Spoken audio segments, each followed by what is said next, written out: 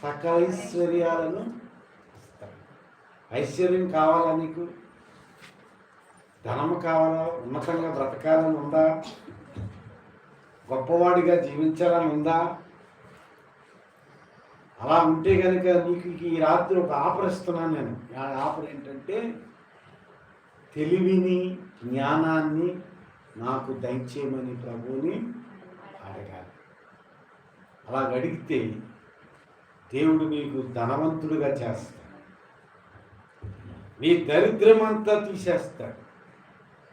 నీకు సకల ఐశ్వర్యాలను ప్రభు నీకు ఇస్తాడు.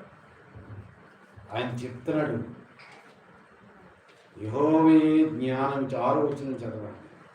యెహోవాయే జ్ఞానం ఇచ్చేవాడు, తెలివియు వివేచనయు ఆయన నోట నుండి వచ్చిన. యెహోవాయే ఏమిస్తాడంట? జ్ఞానం ఇస్తాడు. జ్ఞానం కావాలా? నీకు జ్ఞానం కావాలంటే యెహోవాను అడుగు, దేవుడిని అడుగు.